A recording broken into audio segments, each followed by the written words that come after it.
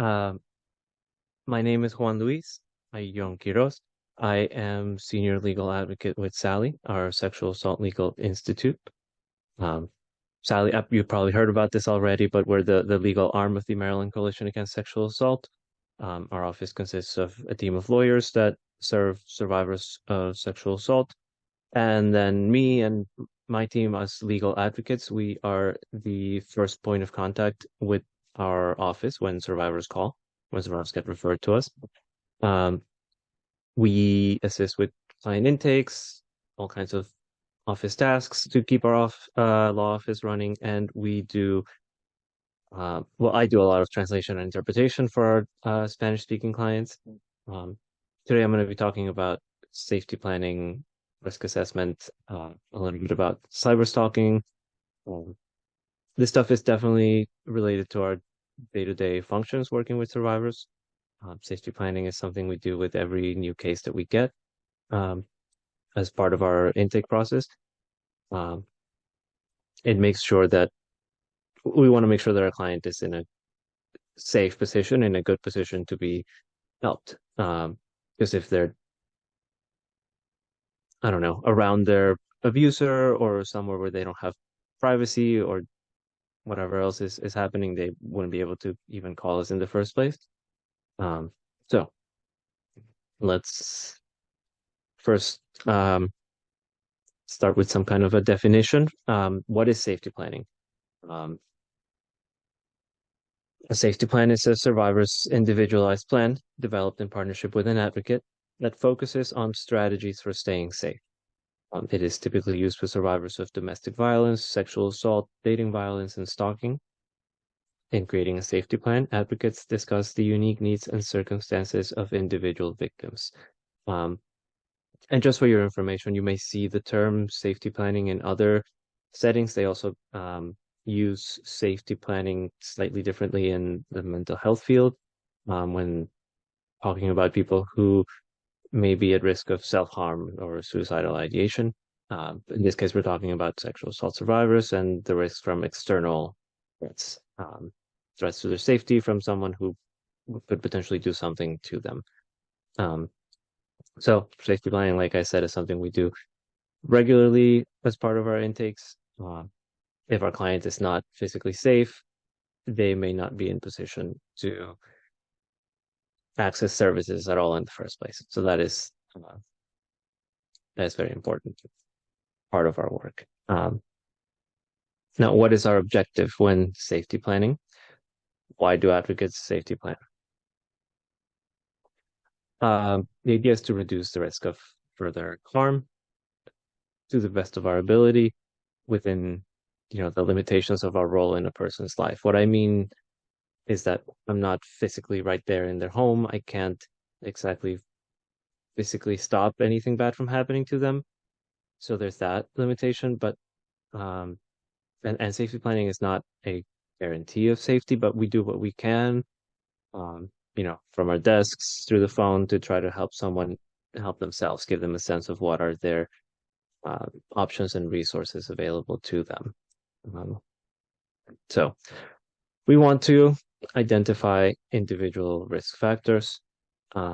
We have a conversation with a survivor to figure out what are possible risks. That can be things in their immediate surroundings, their relationship with a perpetrator. It can be a whole host of different considerations. It can mean, nationality. It can mean citizenship status or economic circumstances. Any number of things can play into that. We also want to increase protective factors. So that you want to think about what are their support networks, what type of resources they have in their immediate physical surroundings and beyond. Another objective is if another crisis happens, to reduce their stress during that crisis. So by giving someone a sense of what are their options and their resources when something does happen, it helps to know that, if this would happen, this is what I could do. The person has already in their mind run through different scenarios and have can develop some notion of what are their options in that situation. Uh, and we seek empowerment for survivors. We want to give people the sense of that they're in control, agency over their safety as much as possible after a violation, um, so that they feel that they have they have options and they're not just a victim at the mercy of what a perpetrator might be trying to do to them or whatever else might happen to them. Um, so helping survivors of sexual assaults. Um, Generally speaking, there's a number of scenarios that where sexual assault survivors may have to navigate their safety. Um, I have some different examples here that I'm gonna discuss or present in a moment. Um, Different settings where sexual assault survivors may have to navigate their safety. If you can think of others, because I can't possibly cover every scenario, um, you would just want to apply similar troubleshooting thought process to the survivor, and work with the survivor to figure out what to do in that situation. So here I have a picture of some kind of school campus. That's one environment where you might have to work with a survivor if you work with students. A perpetrator can often be in that setting. It could be a classmate on a college campus or somebody they know through a friend group, or it could even be a faculty member. It could be um, friends of friends, someone from a dorm. And so you would want to talk to a survivor to think about what are the resources available at hand in that particular setting. That might include um, classmates, it might include friends, teachers, counselors, resource officers, um, different type of personnel depending on the particular school setting. Um, Another type of environment that we might encounter would be the workplace. Um, Unfortunately, it's very common that um, I see it a lot in my Spanish speaking clients that they're abused by a supervisor or some kind of workplace environment. Um, Workplaces are very different, of course, depending on what the person is doing. But there's resources to consider there. Can include other coworkers, a trusted coworker, a supervisor, human resources departments may be available depending on the type of workplace. Um, Often not in with my Spanish speaking clients, but depending on the type of workplace, that's an option. Um, then that's a depiction of a living room. So the home is also a place, unfortunately, where um, the abuse may take place and where the survivor might have to figure out their safety options. Um, Often the abuser can be a spouse, a parent um, in the household, um, sometimes a housemate uh, in shared living spaces like that.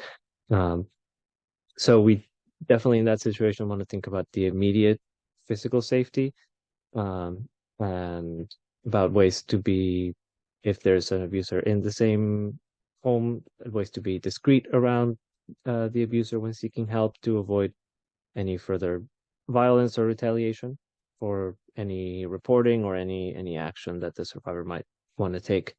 Um, and resources available there would include a family member or a neighbor, friends, again, law enforcement in case of emergency, if that's something that the survivor is interested in pursuing, um, and everywhere else. So these are just a few examples, but um, while there are some common situations, every safety plan and every conversation we have with the survivor always has to be different and tailored to the particular circumstances and details of their case and their situation. So uh, I can't really say that there's a particular formula. I always have to remain adaptable to what their concerns are. They're the expert on their situation. Um, so give me one moment.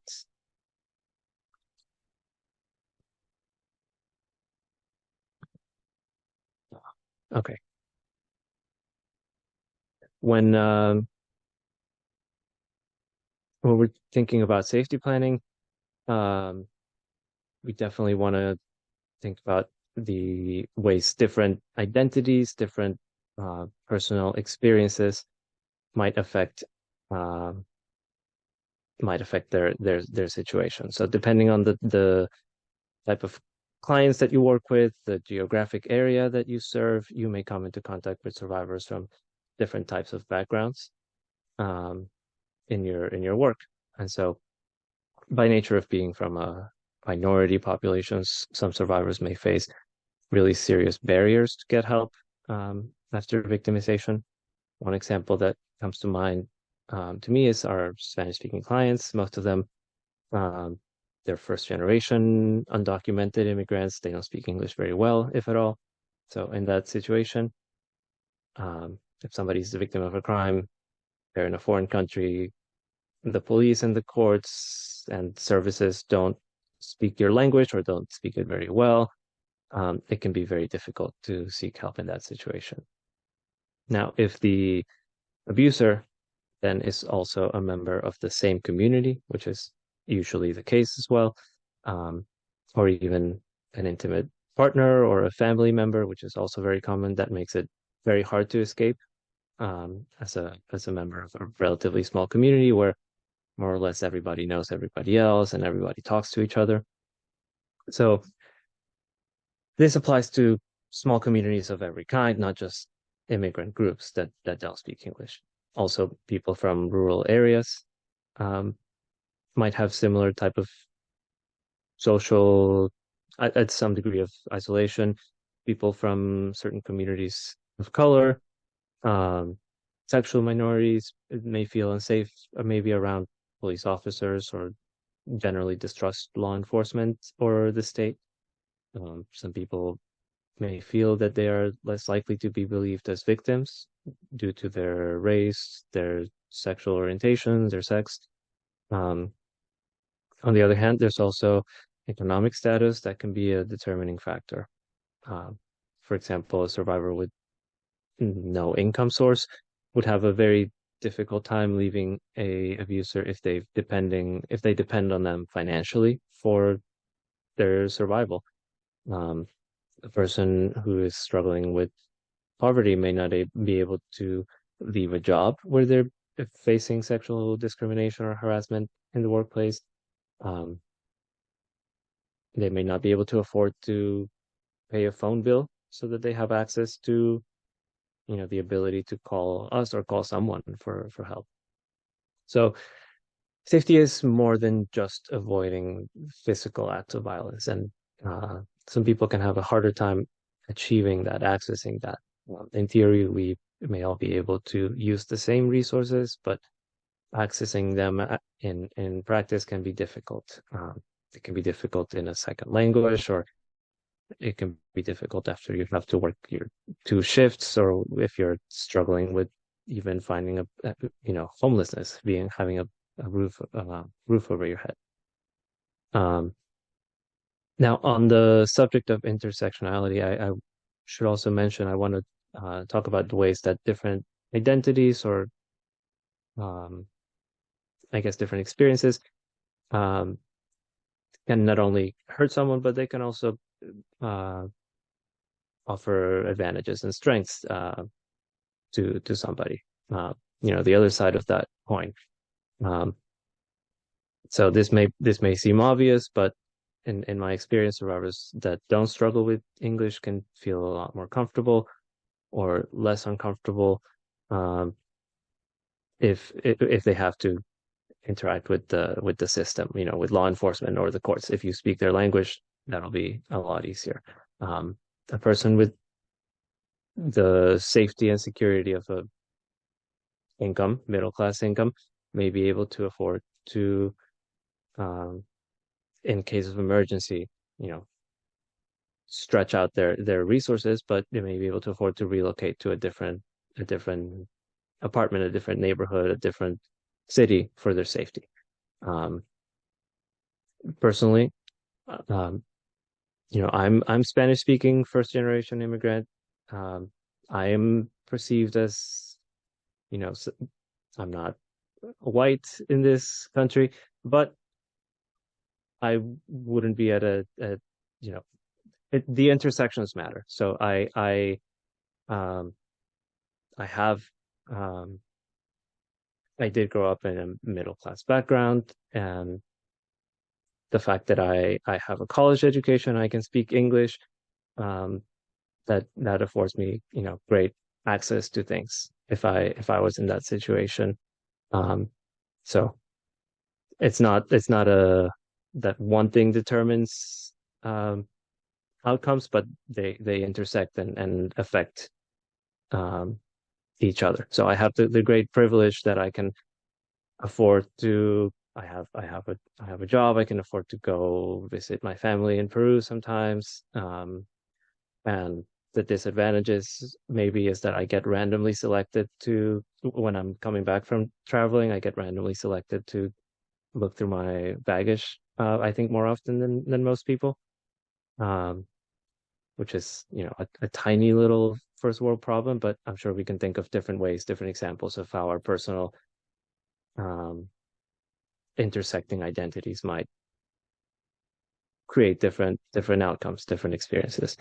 Um, the last thing I want to say about intersectionality is you can't possibly know everything about every type of identity or every type of person that can exist. And the important thing that I try to keep in mind in my work is that I try to approach people with an open mind and humility. So I try to be aware of my own privileges.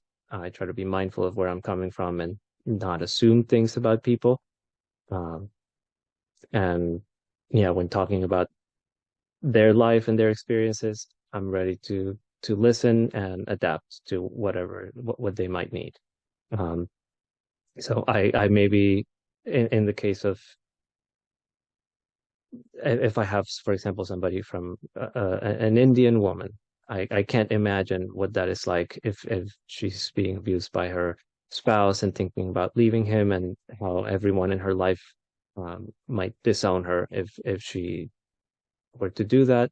That I have come across that type of situation when safety planning, but I can listen. I'm not an expert on that, but I can listen and offer think through her situation and try to offer resources to help her make it safely and make it safely to the other side and be able to access um, resources and safety. Um, so that's my spiel on intersectionality. Um, Now I want to talk about risk assessment. Um, it's basically analyzing a person's situation to identify potential hazards and to try to anticipate what could happen if some kind of hazard does occur. Um, so questions in the slide are some things that can be helpful to discuss when trying to explore and to brainstorm through possible scenarios. Um, for example, are you safe now? Is it safe to contact you? This is so that we can have a baseline sense of the safety situation. Um, the first time a survivor reaches out to us, calls our office, we confirm that the phone number that they're giving us, that it's safe to call them there. Um, it's safe to leave a voice message at that number, so no one else is checking their voice messages. And if we're calling, when somebody answers the phone, or if we're leaving a voice message, is it safe to say that we're calling from the Sexual Assault Legal Institute? Or is it safe to say that we're calling from Sally? Um, so just one example of ways we can accommodate for different situations. Is it safe to contact um, via mail? Like, is it safe to send any documents to their home address, send any letters or anything related to the case at the address that they provide? Um, or is there, the risk that someone might that an abuser might see that, or that it might be intercepted in somehow. Um, so that's another thing we screen for and consider. Um, then the other questions, give us more information to explore the particular landscape of their situation. Um, the next three questions, have you seen or had any contact with the perpetrator? And what are ways that you might come into contact with the perpetrator? Has they contacted your friends or family? Um, they to have a sense of what is the specific um, frequency of contact, or how present the perpetrator is in that particular person's life, um, or in their situation. Um, we also want to get a sense of what are their life routines and times of times of the day, times of the week, or different places where they may run into their abuser, or run the risk of harm from their perpetrator. So does the perpetrator know where you live, where you work, where you go to school, that type of thing, um, where you buy your groceries or go to the bank? Um, these help these questions help us get a sense of what are the risks. And for each possible answer to these questions, for each possible risk, um, we can try to help a survivor come up with different contingency plans for each type of potential situation. And again, everyone's life is different, so what we're going to have to be adaptable and brainstorm based on their the specifics of their life, their schedules, their activities, their job, whatever it might be. So in terms of safety planning, I want to review some specific tips um, for the specific scenario where the survivor is at home and under attack from somebody. This can come up especially in cases where this is a domestic violence situation, or a housemate, or they live in the same household. Um, if you're home and under attack, uh, stay away from kitchen or places with weapons. Small spaces where a perpetrator could trap you. Um, so I don't know if these things are obvious, but when I first learned about this stuff, I learned that our first instinct is to, or I was told that one common scenario was that a survivor might, their instinct would be to run away from the threat and try to maybe grab a knife, or put some sort of barrier between themselves and the abuser or assailant. So like go into a bathroom and lock the door, or into a closet or something. Um, and sometimes that can end up with the survivor safe but trapped, and has no way of getting out, or seeking help, um, or calling anyone, or doing anything. So this is one thing that we um, do bring up if there's some kind of risk in the home. Um, I always try to get people during safety planning to take inventory mentally of what are their options at home for different entrances or exits to the house, which rooms have uh, maybe a window to climb out of in the worst case scenario, or if there's a back door, or that type of thing, um, an escape ladder or a fire exit, whatever it may be. Um, so yeah, go to a room with a door or window to escape. Go to a room with a phone, or where you have the ability to call for help. Um, if this is something that a survivor feels safe doing and comfortable, there's always calling 911, calling law enforcement, and when they do that, it's important to provide their specific address information and to try to get um, the dispatcher's information, name or ID number in case you were to need it later, or if you need to call back and reach the same person. Um, yeah, it can be helpful for reference to have that information. Although, of course, in that moment of crisis, that might not be what you think of, but if they happen to be able to do that, it doesn't hurt. Um, so other things to consider when it comes to being safe at home. Um, Safe places might include um, a neighbor, a friend, a family member that lives close by. It can mean your local church, your police station, your domestic violence shelter. It's probably a good idea to know to memorize what are the routes to near safe places.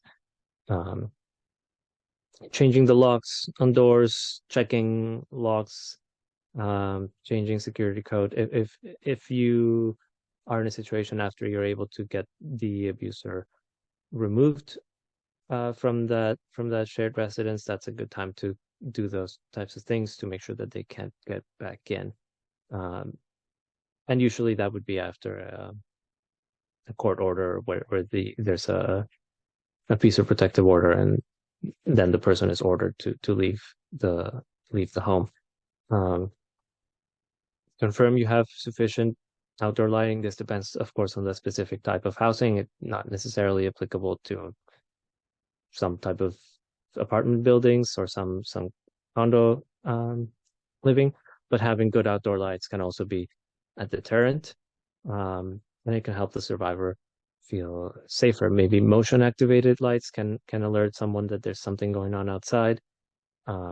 Maybe it can make an potential aggressor feel that people can see them, or make them think about how people around them might notice what's going on if there's good lighting or motion activated motion sensor lighting. Uh, make an escape plan. This is related to the first point, but we encourage survivors to think about where they would go if they needed to escape and to make a plan for that. Um, if they have children, make sure that they know the children, if it's appropriate for their age, that they know the plan and that they can practice it maybe. Uh, excuse me. Prepare an escape pack. So if a survivor thinks that they might want to leave their abuser, or they're anticipating, they think it's possible that someone could come to their home and try to do something to them, they might consider packing a bag with important things that they might need. I've heard it called a go bag.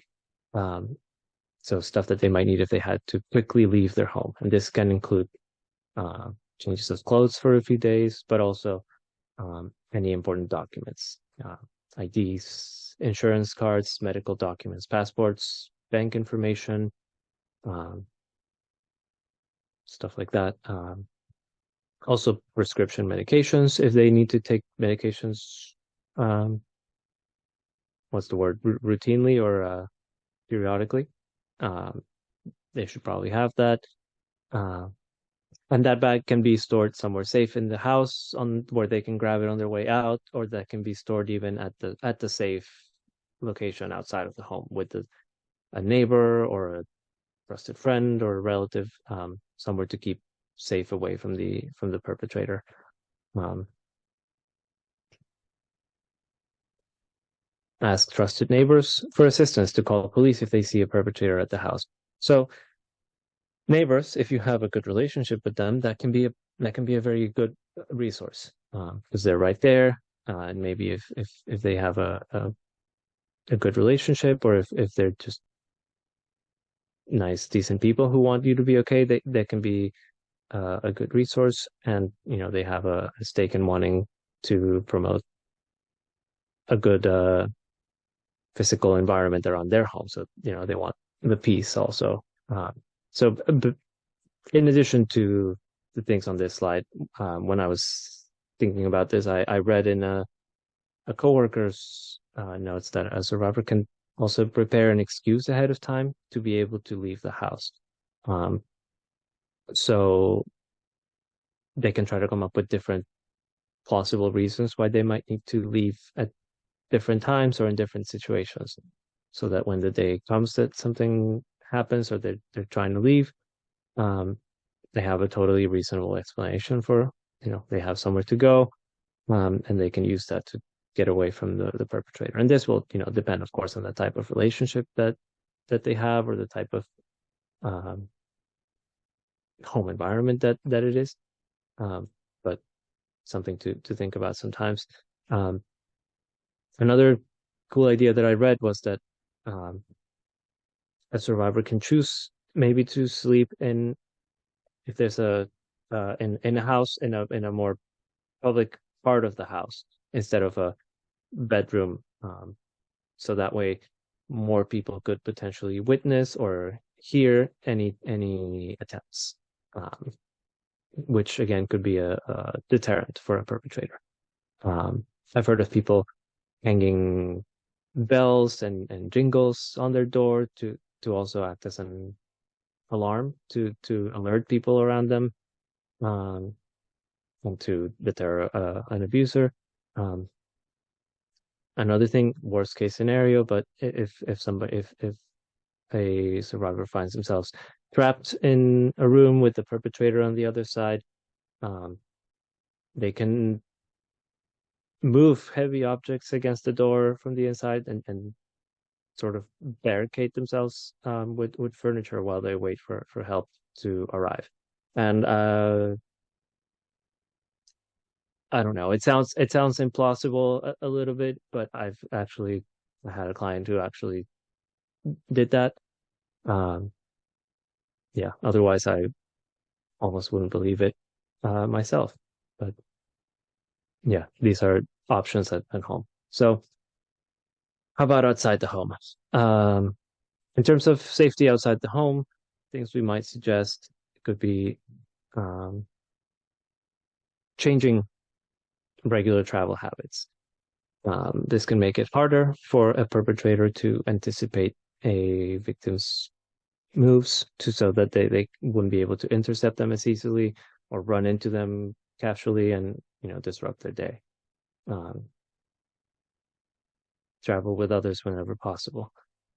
This is one of the first things that people think of, I found, um, when I'm discussing safety planning. A lot of the times people are already putting this into practice, um, and it really helps people feel safe when that option is available. The buddy system, a friend, a family member,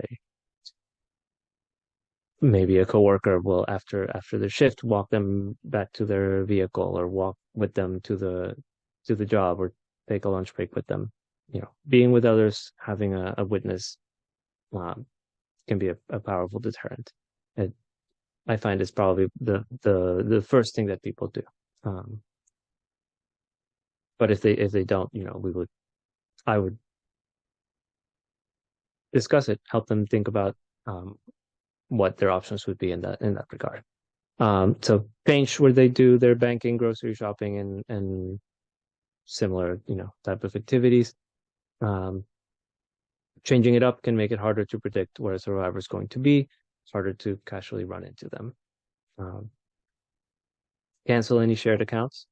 Anytime a survivor uses the joint credit card or the shared account, they may be inadvertently sharing information about themselves or about their location, with the abuser. So this one's very important. And depending on the person, they may have already thought about that, or it can be helpful to bring it up and to remind them and to discuss. Um, so in general, it can make survivors safer if they become harder to trace, harder to track, and if they can make their moves harder to predict. Changing habits, switching it up, um, switching up the places and the schedules, the times of day that they're doing different things can be effective in that way. Um,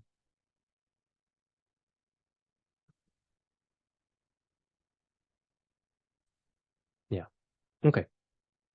The workplace. Um, some things we might suggest here can be providing a picture of the perpetrator to security or colleagues, trusted colleagues. Um, these examples, make sense in the case where the abuser or perpetrator is not a coworker or not someone that they already know in the work site. Um, but yeah, um, talk to a supervisor, talk about what they can do to make it more difficult to find the survivor. Um, this may depend on the type of workplace, but in some places, if there's a depending on what someone does for a living, their face and or name might be on a website, and they can ask that be removed to make it less apparent where to find them. Um, Another thing that comes to mind that a supervisor could do actually is help relocate the actual work area or the task, the physical space that the person is doing at their job. Maybe they can be moved to a more hidden away section of the workspace, or they can be placed working with somebody that makes them feel safe, a coworker that they trust that makes them feel safe. Um, then request that security walk them to their vehicle. That um, depending on their workplace, that may be an option, depending on what they do for work and what type of physical place they work in. Um, Again, if it's not security, a friend or a trusted coworker can be helpful for this as well. Um, and save any voicemails that they leave at the workplace. That's if that is happening, that can be very, very useful potentially for to use in legal um for legal actions, legal options later on, um or investigations. Um, so save those. Um, Campus. So another unique setting with unique circumstances and challenges can be the college campus. The following tips for people um, are for people on campuses. Um, First, we want to talk about taking different routes to class. So a variation of the theme from earlier, but making the survivor making themselves harder to trace and making their moves harder to predict. Um, know your resources on campus and off campus. Who like trying to work with the person on figuring out who would they contact if they or if a friend needed help, where would they go? Um, know where their campus health center is, the police station, the sexual assault crisis center. Maybe that could be off campus. Are there emergency counseling service or psychological mental health services available? Um, what's the number for campus security? Um, have that saved on their phone. If there's concerns about privacy, they can um, also figure out if they don't want to, seek services on campus because of privacy concerns. They can also try to get connected with off-campus services in the surrounding town or county or community, because we have police departments and rape crisis centers, and we have um, Sally, and we have all these type of things off campus as well. Um, Campus security, utilize campus security. Um, Depending on the school, some campuses may have um, more or less sophisticated campus security. Some campuses will offer rights to people, give a right to their dorm or their home after from the library or something like that. Um, if they feel unsafe, you know, um, because of a perpetrator or just not feel safe um, walking through campus at night or something. Uh, request changes to schedule or housing. Um, this can be done by talking to an administrator, a dean, or something like that. Um, have backup plans. Um, think about plan Bs for potential bad situations. Um, do you know your campus address? Do you have that memorized? Do you carry cash in case something happens to your phone or your card? Um, if you didn't have your phone, is there anyone you can call? Like, do you have any phone numbers that you have memorized? And increasingly, this is a challenge for people. I still know a couple of phone numbers from memory, but that can be if somebody is concerned about their safety, that's a good thing to um, put into effect. Um, if they have a card, do they have a spare key? It's another one. Um, now, mentally, this is a concern, something that colleges have been discussing, but be mindful of victim blaming. So partying, alcohol, that's a big part of the social culture on college campuses. Um, on the one hand, it's good to know where your limits are when it comes to drinking, so that a survivor can tell if something feels off. They can if they've been drugged, they can feel like, oh, I should not be feeling this from a couple of drinks. I've seen, unfortunately, we've seen that type of thing um, in our cases where somebody put something in their drink and trying to take advantage of someone. Um, so do try to um, people should try to protect themselves, protect their drink, not drink something that they don't know where it came from. On the other hand, they're someone's a victim's or survivor's drug use or alcohol use or partying is sometimes abusers can try to use that to smear their character, make them seem unworthy of sympathy. Um, so I would encourage people to try to be discerning about their social curate their friend groups and their social environment so that they're not putting themselves in situations where they might be victim blamed for something that someone else chose to do to them. Yeah, so that was campus. uh we have some safety plan tips for people with children. In an ideal world, we wouldn't need to uh do that, but in reality, it can be helpful to give kids some tools. So, first of all, as soon as a kid is old enough to do this, teach them to call 911, give police their phone number and the address. So actually, first of all, as soon as they're old enough, have them memorize their address and their parents' phone number, um, so that they can do that. If in case of emergency, it becomes necessary. Teach them who to call for help. Um, so 911, or it can also be trusted friends, family members, someone that the child can talk to and that the parent will trust to be a safety resource in a situation. Make sure they know who to go to if they see an abuser at school. Uh, this may vary depending on the school and the setting, but usually a trusted adult staff member or a teacher. Uh,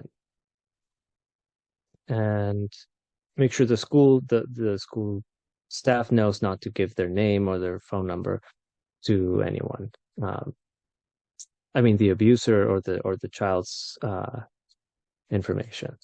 Um, and this can come up in cases where there's a um, child sex abuse or there's domestic violence situation with children in common.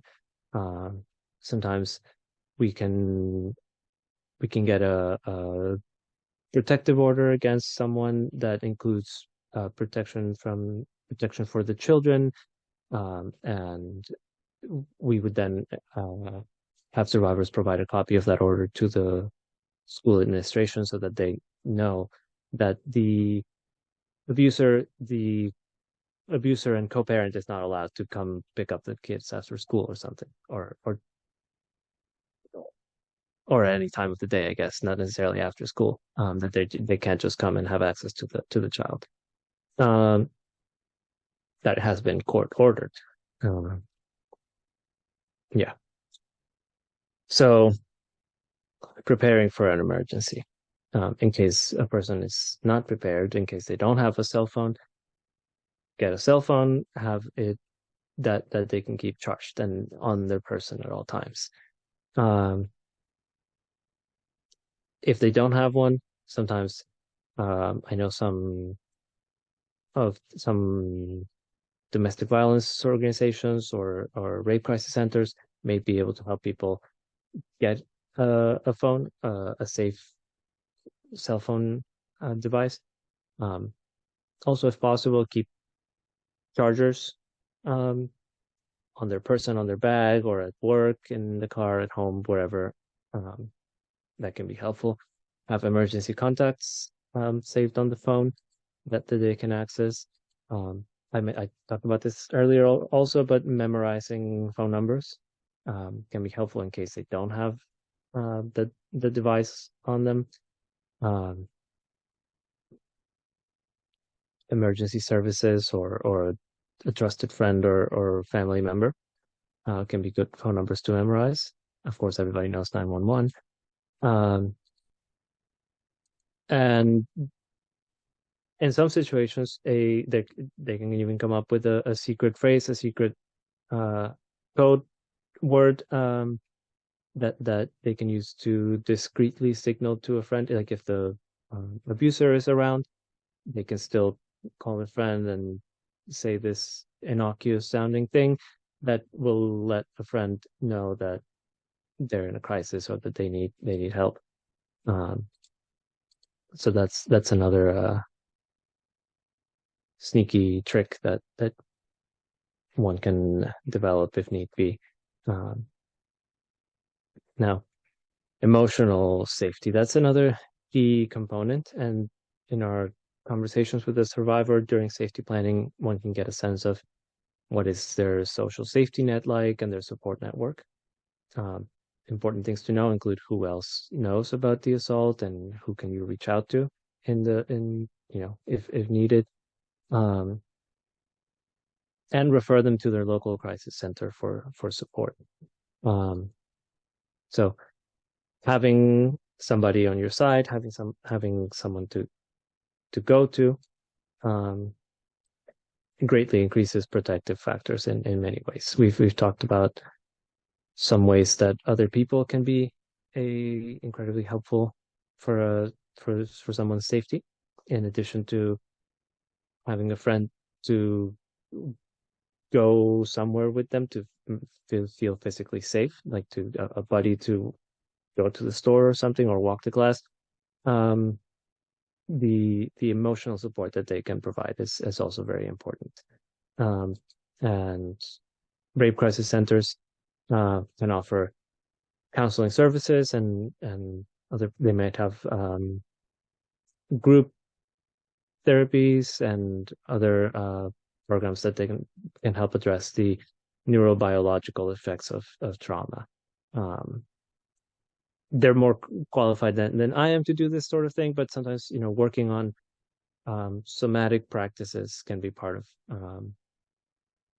helping somebody feel physically more grounded and maintaining, keeping their body working for them and healing and being able to function in case of very stressful, very stressful times. Um, and that somatic practices that can mean, breathing exercises and um, mindfulness and that sort of thing. Um, Now, let's talk about stalking. Let's talk about cyber stalking first. Or well, let's talk about stalking, defining the what the stalking in Maryland. Stalking is a crime, um, a persistent and malicious pattern of approaching or pursuing someone to make that person feel afraid that they or someone else will suffer serious bodily injury, assault, rape, or sexual offense. False imprisonments or death, or the stalker intends to cause, knows or should know that this conduct will cause serious emotional distress to another person. Um, and uh, Below you can see some statistics about the how common that is.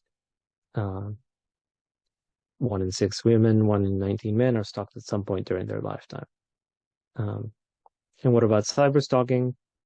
Um, Unwanted advances or threatening behavior directed to someone using the internet or other forms of online communications. Um, so severity, how bad is it? 21% of women ages 18 to 29 report being sexually harassed online. 53% of women ages 18 to 29 say that someone has sent them explicit images without their consent. Um, excuse me. Um, Stalking on social media, what does that look like? It can be following or sending friend requests to someone to track their status updates or to track their activities. Um, it can be keeping track of someone's GPS check-ins or location check-ins. Um, this is now widely established and almost like ancient technology at this point, but Facebook, Instagram, that sort of thing now will allow people and encourage people to share where they're at when they post something and tag a location. So um, that's something that a stalker can use. Uh, Sending harassing or threatening messages, self-explanatory. Making fake profiles to track someone. So if someone um, a survivor can block an abuser or restrict their access to information, an abuser might be able to still gain access through that if they can trick someone into accepting a friend request from a profile that looks like someone else that's not themselves. Um, so we would encourage people to um, not accept requests from strangers or profiles that look fake. Um, Stalking on social media can be posting anonymous abuse, posting false or defamatory information, or posting nude images or other sexual content of the victim without their consent. Uh, so let's look at risk assessment when it comes to the internet and social media use. Um, when we talk to survivors, these are some things that we might think about when talking about safety planning regarding technology use. Does the perpetrator know their phone number or email? Um, do they know any of your passwords? Um, do you have social media accounts? Obviously, if they know any passwords, the first thing to do is to change those. They can be sometimes necessary to change phone numbers, change email address, um, change social media accounts.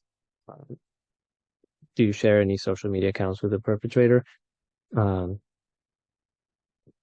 there may be a person might have to stop using that or change the passwords, change the information, lock the other person out, um, so that they're not inadvertently sharing information about themselves by through their activity on the shared account. Um,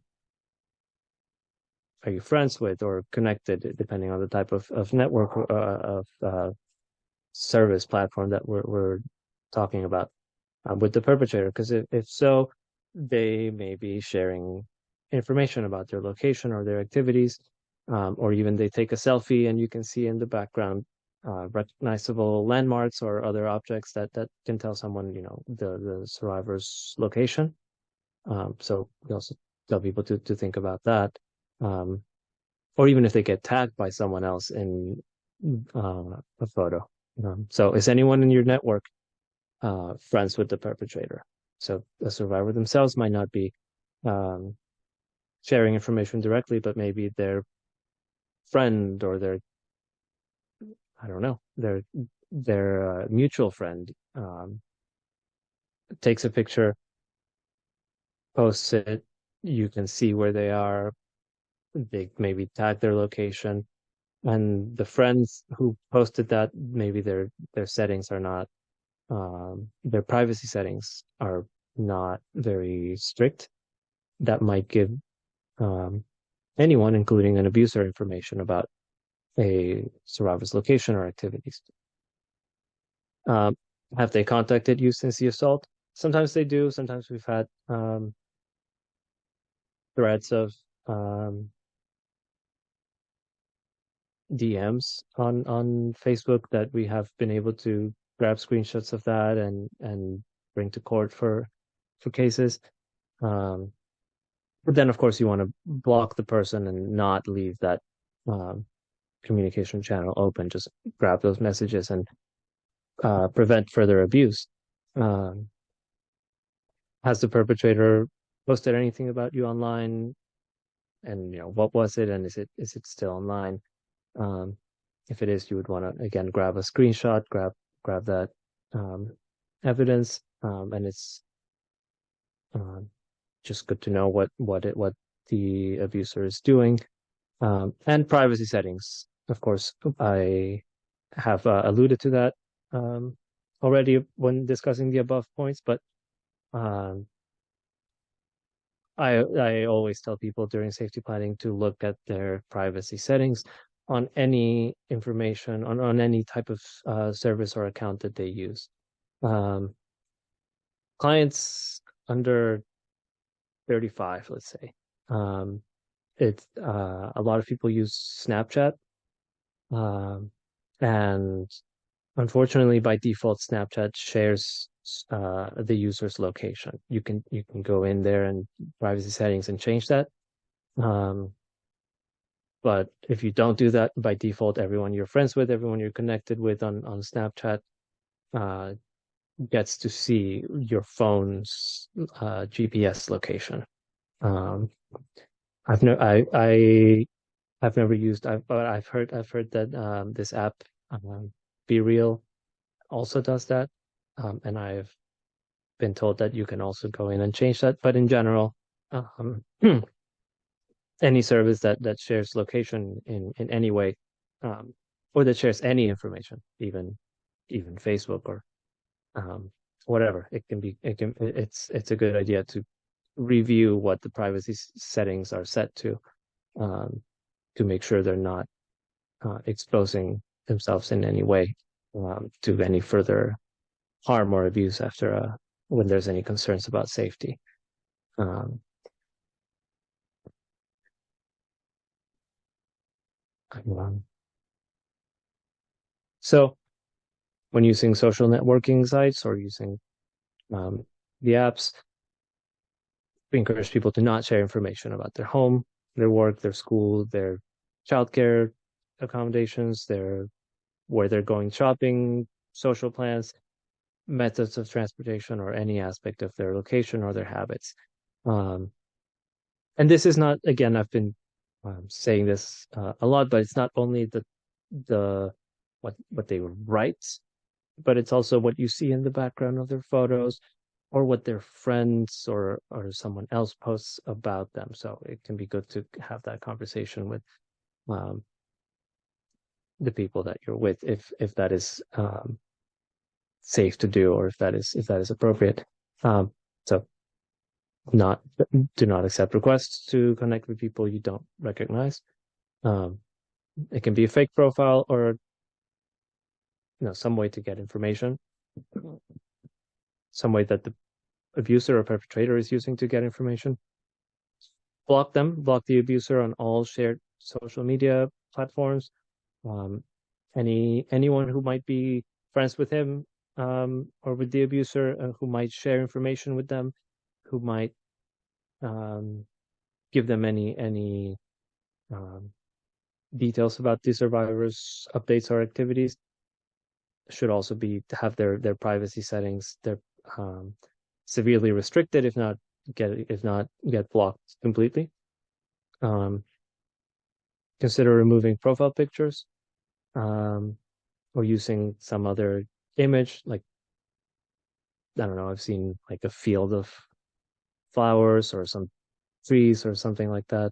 Nondescript image that doesn't say whose profile that is. And reviewing, like I've been saying, reviewing privacy and security settings for every profile on every platform, every account. Um, Taking the time to review how other people see the profile. Um, Facebook, I think, um, at least it used to allow you to see how your profile looks to so and so person, and how it looks to the public. So it's also a good idea to assume any information that someone publishes online, one should assume can always forever be permanently accessible by everyone. You never know. Somebody grabs a screenshot, saves it, and it can be shared in some way. It can it, people share stuff. So I tell people to not post anything that they wouldn't want in any way accidentally to get to an abuser or to whoever that they wouldn't want to be seen. Um, Now, here's some recommendations specifically for Twitter, which is now called X, I think, and some people use. I have never been a Twitter user, but of course, creating a good, strong password and login verification should be enabled um, to make sure that no one is accessing that account. Um, Third-party apps, people can those can be used to take out information about the account or about the person. Um, and shortened URLs can sometimes be links to phishing um, phishing websites that are trying to again steal information about the user. So those were some tips specifically for Twitter. Um, Here we have some Facebook specific considerations. It's important to keep in mind that there's a lot of fake accounts on Facebook. It says here Facebook estimates up to 4% of accounts that sometimes it seems like it's even more. Um, and yeah, be people should be mindful of how that can be used to get information about them, fake profiles. And as we have seen, Facebook has seen, women are a lot more likely to be harassed and to experience abuse on Facebook. Um, Now,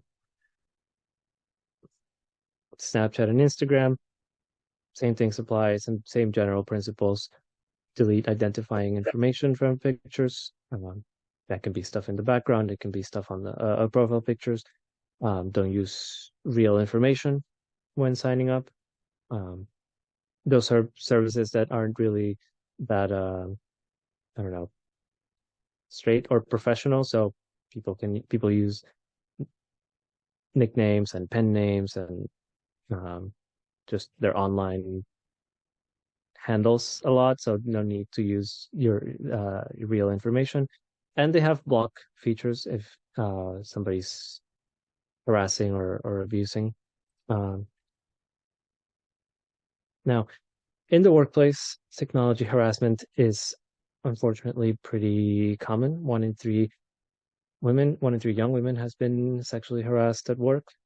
Uh, Often 25% of them via text or email, and it is often not reported. So unfortunately, these tools are commonly misused for that type of thing.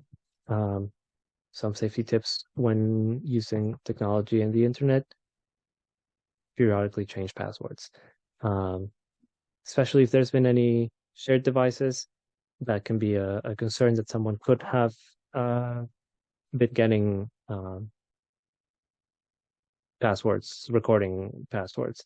Um, so in order to, again, related to using shared devices, um, private browsing options. Most web browsers have some kind of private browsing mode, incognito in Google Chrome, or private browsing in Firefox, etc. That's so that a user of a shared device would not have access to the survivor's um, browsing history and activity.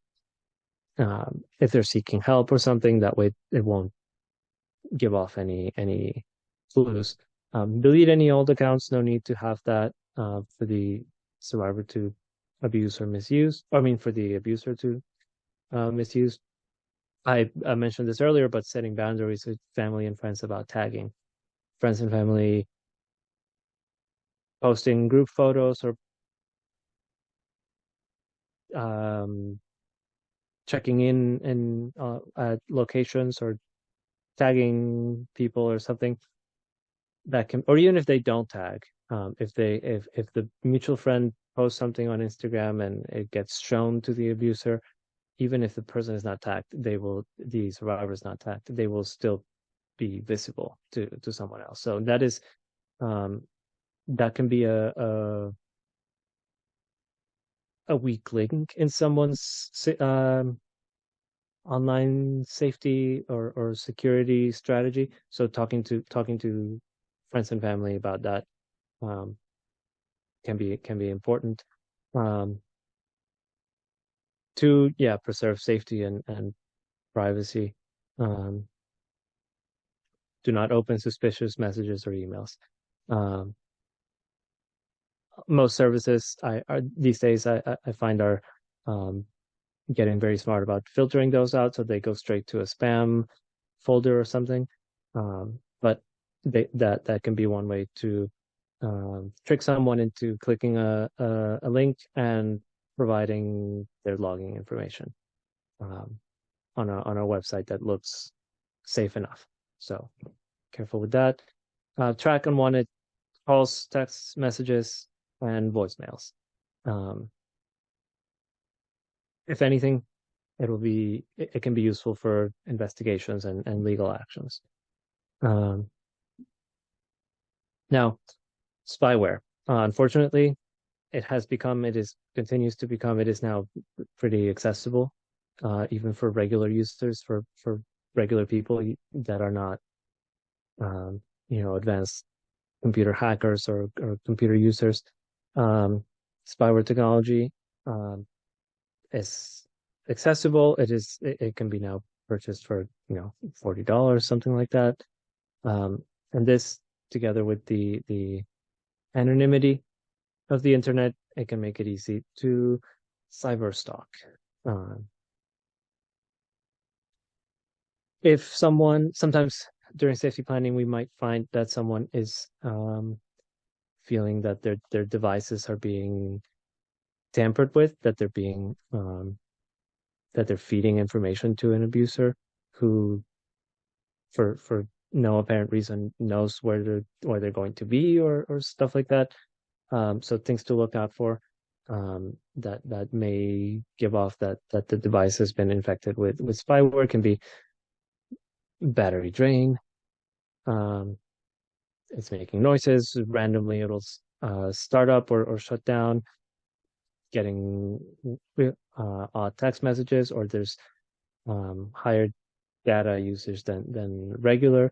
That can be the phone sending data somewhere in the background, not in a way that's not apparent to the user. And all these things don't necessarily mean that there is spyware, but they can be clues that that sort of thing is happening. And down there you can see on the slide, um, that's from one of these software um, platforms available to people to hire some kind of spyware service. Um, so this is something that unfortunately we see in domestic violence cases, or where an abuser may have had access to the survivor's phone or computer or their device, or they successfully got the person to enter their information in a phishing website. Uh, so another thing to think about in terms of privacy is explanation of benefits that health insurance providers um, will send to the person who pays for the insurance, the person named in the policy.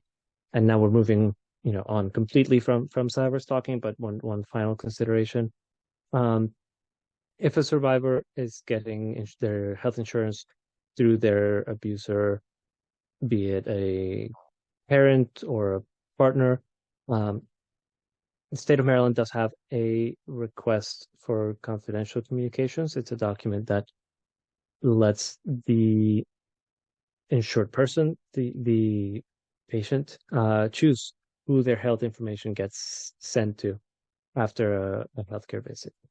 Um, so they can ask that be sent to a different address, that be sent through a different means that only the survivor will see. Um, and that's helpful when, again, if that information is given to the abuser, the person paying for the insurance, that would put the survivor in danger. And below I have the links for these forms. It's available in English and in Spanish. Um, so I just wanted to um, let you know that is also available. And the if the person if a person doesn't do that, by default, their health information will be sent to the person who is paying for the insurance. Um, this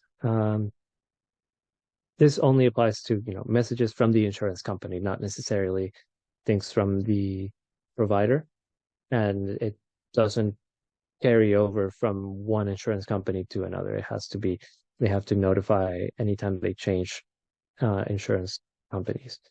Um, it's probably good practice to check in with the company to make sure that they have processed and approved this request to not share that information. Um, until that has been approved, the company may continue sending that information to the person who's paying for the account. Um, and depending on the company, they may require a written request, or it can be done over the phone or email. Um, yeah, so that's that. And to summarize my thoughts on safety planning, in general, consider who you're working with and listen to them. Consider their identities and their circumstances. Prioritize immediate safety. Uh, Create a detailed plan and use any available support and resources. And be mindful of the dangers of social media and the internet. Um, I have some additional tips below. It can be helpful for the client to take notes during this conversation of things that they want to put into action or things they want to remember later on. Definitely helps with retention, I think. Um, can be helpful to review the final plan together if a survivor wants to do that.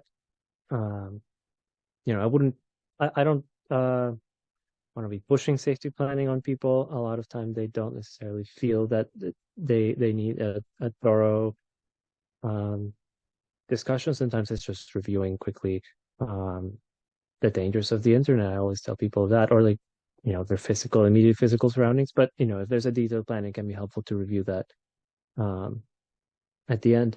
And email, you can email someone a list of resources, contacts. We have a list of tips and things to consider when safety planning, a guide that we email people. So that's that. Uh, and that's my contact information and contact information for our office and our organization.